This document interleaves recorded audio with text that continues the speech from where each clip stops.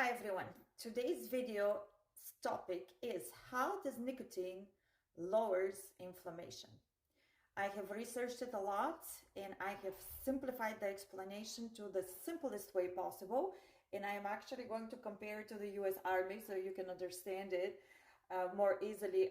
How does the body respond to a viral infection, for example, and how does nicotine actually lowers the inflammatory response? Okay, so here we have the human cell, right? This is the cell membrane. And on top of every cell membrane, we have these receptors here called ACE2 receptor. So we have the spiked protein of a virus coming in. If the virus is the key, this ACE2 receptor is the lock.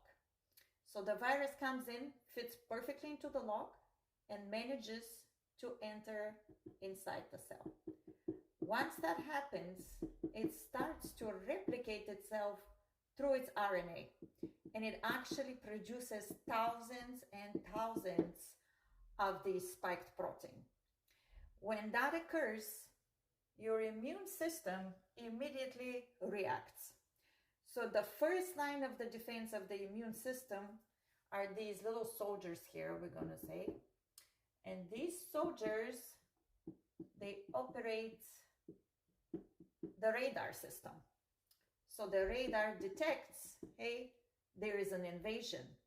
So these soldiers called macrophages, their job is basically to send a distress signal that there is an invasion. That's all they do. So these are the radar guys. That's your first line of defense.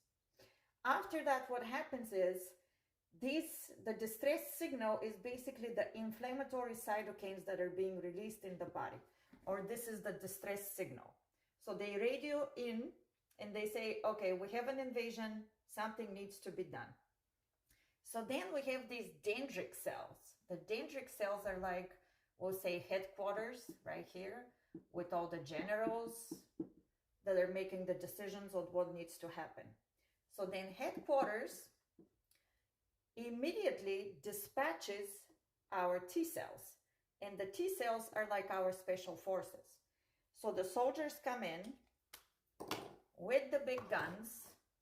So your T cells, right, they come in and they start shooting or trying to destroy all these viruses here that have replicated themselves.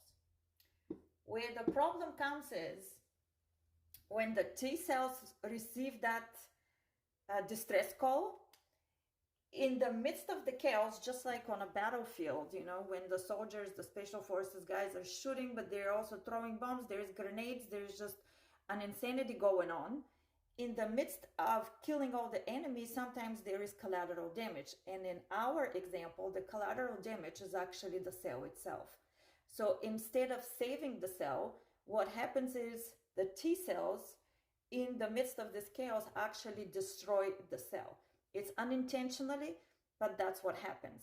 And so because this virus has replicated itself and now it has gone to these other cells, the T cells destroy some of these cells as well.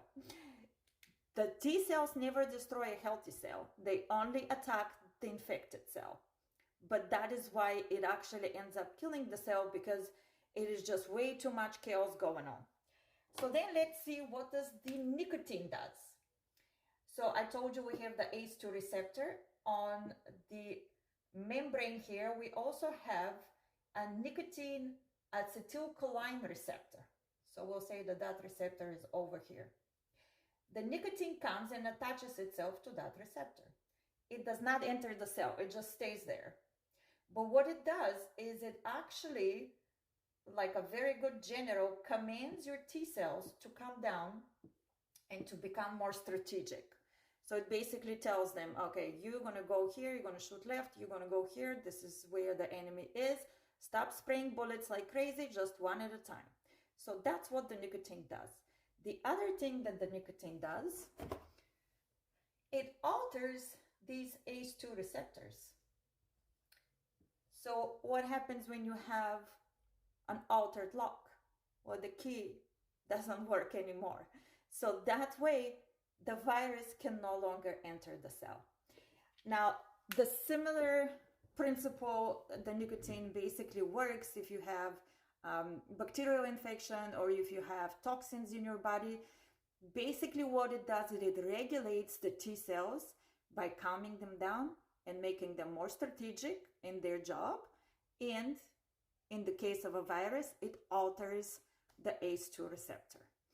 So if you decide to use a nicotine patch, I recommend you start with a 7 milligram the first, the second week, just to see if you have any adverse reaction or allergic reaction, and you can increase to 15 milligrams after that. I am up to the 21 milligrams, as you can see, and I wear one every single day.